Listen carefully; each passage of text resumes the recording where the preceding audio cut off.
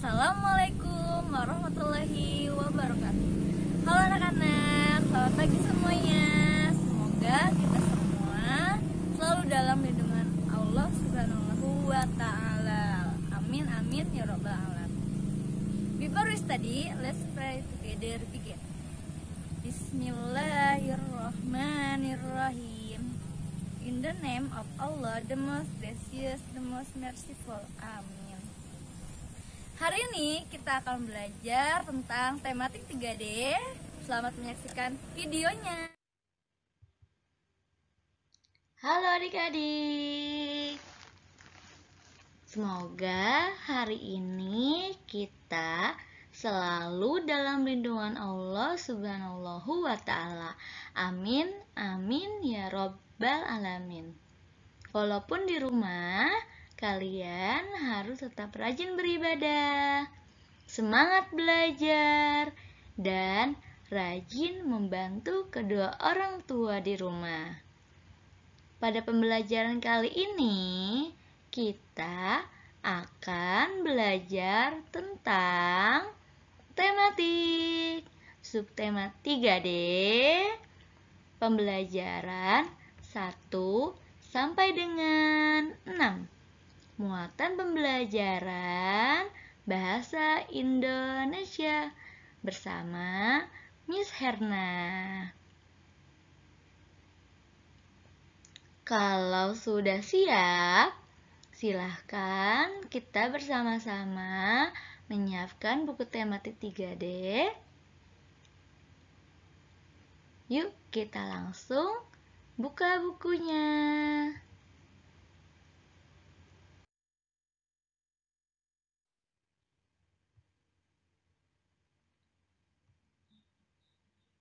Nah, sekarang kita akan belajar tentang kewajiban dan hakku dalam bertetangga.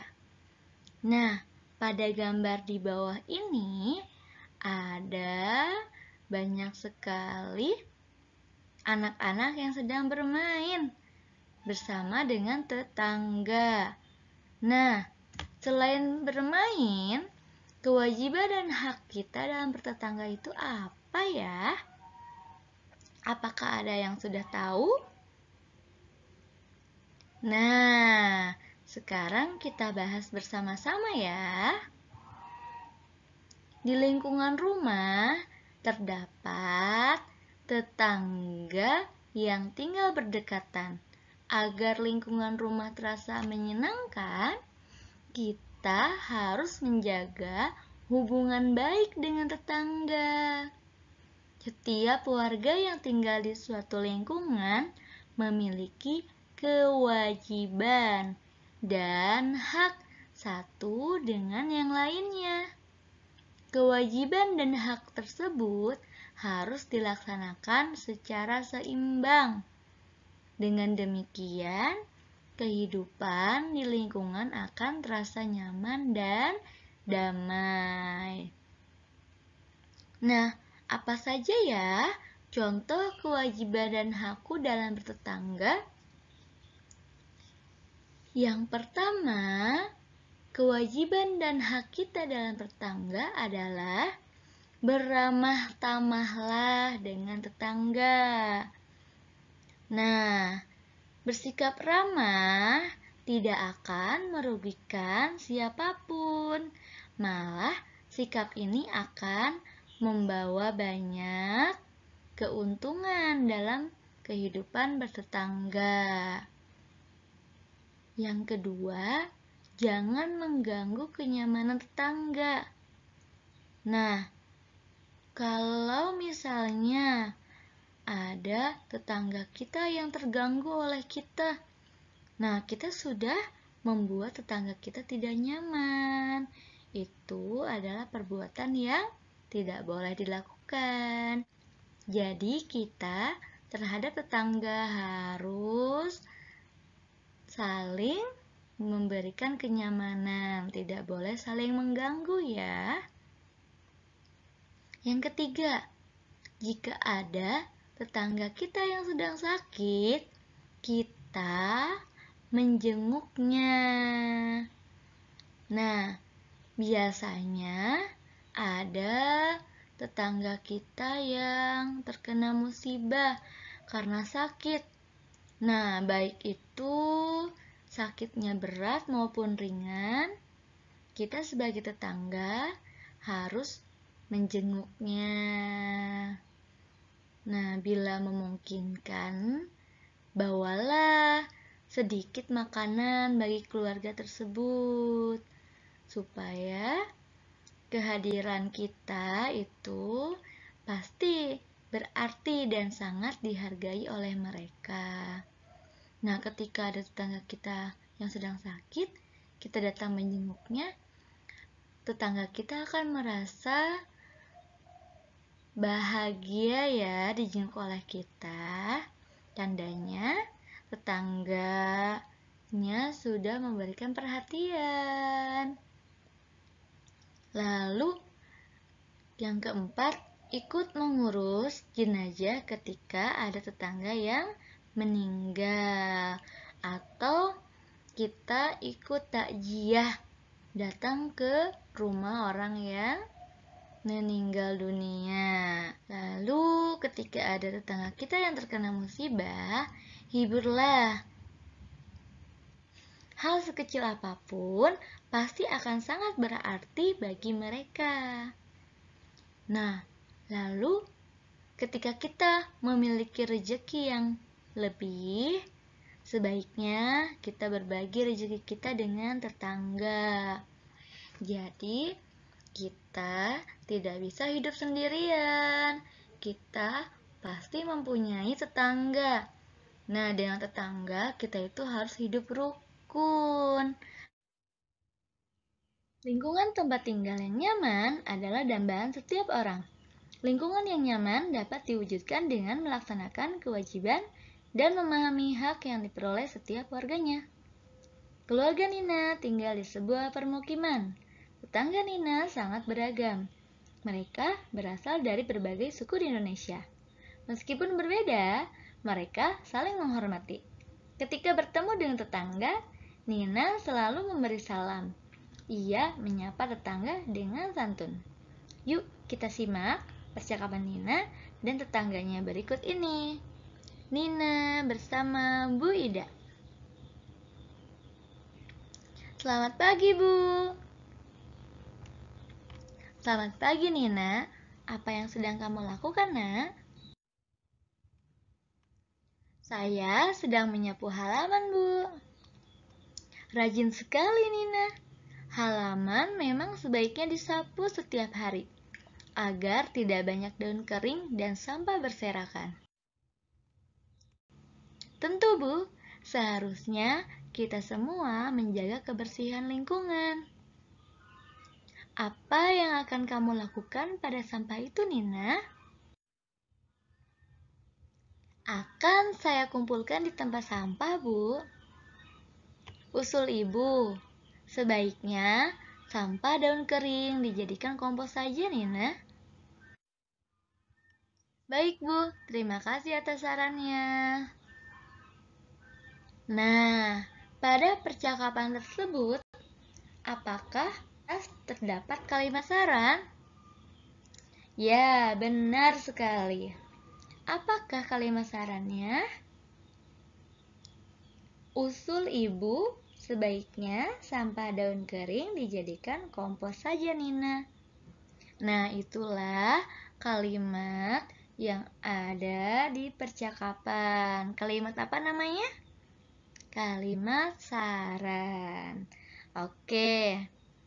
Siapa yang masih ingat apakah kalimat saran itu?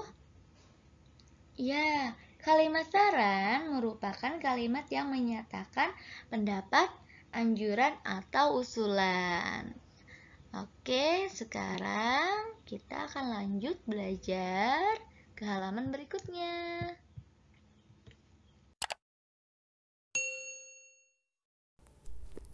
Persaudaraan dapat ditumbuhkan di lingkungan tempat tinggal kita. Kita hidup bertetangga dengan warga di lingkungan kita. Sebaiknya kita hidup saling menolong dan saling menghargai. Nina mempunyai tetangga di dekat rumahnya.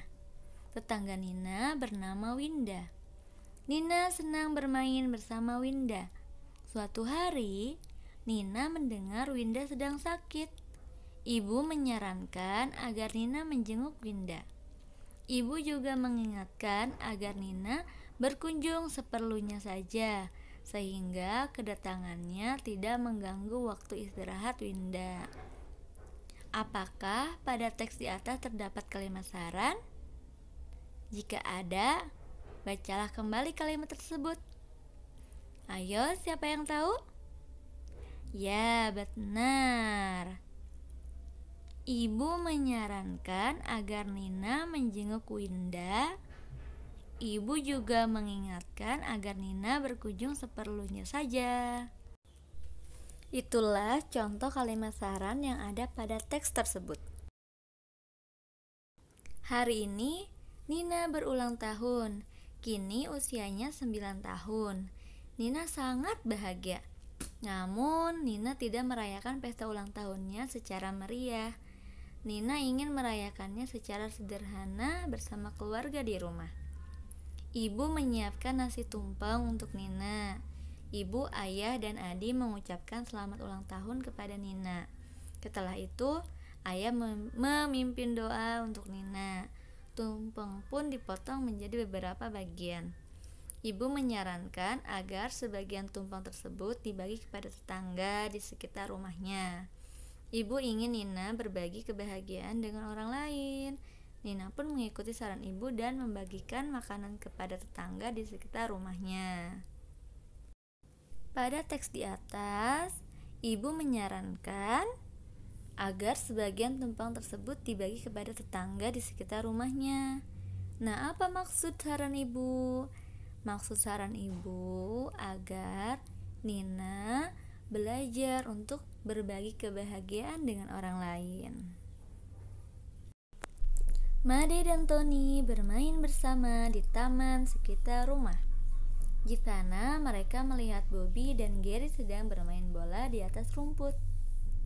Di atas rumput tertulis peringatan dilarang menginjak-injak rumput. Made mengajak Tony menghampiri Bobby dan Gary. Yuk, kita simak percakapan mereka berikut ini. Hai teman-teman, apa yang sedang kalian lakukan di sini? Kami sedang bermain bola. Ayo, ikut bermain, Made. Maaf teman, tetapi kita tidak boleh bermain di sini. Mengapa kita tidak boleh bermain di sini? Coba lihat, ada tanda peringatan untuk tidak menginjak rumput. Benar, sebaiknya kita tidak berlarian di atas rumput karena dapat merusak rumput. Kalau begitu, maafkan kami. Kami tidak melihat ada tulisan peringatan ini. Terima kasih sudah menegur dan mengingatkan kami. Tidak apa-apa. Kita harus merawat kebersihan dan kerapihan taman ini. Iya, Tony, kami berjanji tidak akan mengulanginya lagi. Setelah menyimak percakapan tersebut, amatilah kembali percakapan Made dan teman-teman. Pada percakapan tersebut terdapat masalah yang diselesaikan. Masalah tersebut diselesaikan menggunakan kalimat teguran dari Tony. Nah, Made juga mengucapkan kalimat saran. Kalimat saran dapat berupa nasihat atau imbauan. Sekarang, coba amatilah gambar-gambar berikut. Tuliskan masalah, penyelesaian masalah, dan kalimat saran yang tepat berdasarkan gambar. Contohnya seperti percakapan antara Made, Bobby, Tony, dan juga Gary. Selamat mengerjakan tugas. Tugasnya ada di halaman 71. Bacalah percakapan antara Nina dan ibu berikut. Aku kasihan pada temanku, Bu. Sudah beberapa hari ia tidak sekolah. Apa yang terjadi, Nina? Sewaktu aku mengunjungi rumahnya, Ia bilang seragam sekolahnya sudah tidak muat lagi. Sepatunya juga sudah rusak. Kasihan sekali ya. Ia bisa ketinggalan pelajaran. Sebaiknya kita membantunya, Nin. Bolehkah, Bu? Aku dan teman lain ingin menyisihkan uang saku kami untuk membelikan sepatu dan seragam. Tentu saja boleh, Nina. Kalian sudah memutuskan langkah yang tepat. Setelah kalian membaca percakapan antara Nina dan Ibu, kalian diharapkan bisa mengetahui permasalahan dari percakapan tersebut. Permasalahan dari percakapan Nina dan Ibu adalah seragam sekolah temannya Nina sudah tidak muat lagi dan sepatu temannya Nina juga sudah rusak. Nah, Ibu memberikan saran. Apakah saran Ibu kepada Nina? Ibu memberikan saran untuk membantu temannya Nina. Mengapa Nina ingin membantu temannya? Karena Nina tidak ingin temannya tertinggal pelajaran. Beberapa pohon besar di tepi jalan harus ditebang. Pohon-pohon tersebut ditebang karena sudah rapuh. Warga khawatir pohon tersebut dapat tumbang dan membahayakan warga. Kini jalanan terasa terang. Jika cuaca cerah, matahari terasa terik. Biasanya jalanan sejuk karena banyak pohon yang rimbun. Apa yang sebaiknya dilakukan warga? Nah, sebaiknya warga menanam kembali pohon-pohon yang baru. Menanam kembali pohon dinamakan dengan reboisasi atau penghijauan. Jadi setelah kita menebang pohon yang sudah rapuh atau pohon yang tumbang, kita harus menggantinya lagi atau kita harus menanam pohon kembali. Setelah kita menanam pohon kembali, jalanan akan terasa sejuk dan segar kembali. Oke, terima kasih sudah menyimak video pembelajaran hari ini. Semoga bermanfaat. Kurang dan lebihnya, misalnya mohon maaf. Wassalamualaikum warahmatullahi wabarakatuh.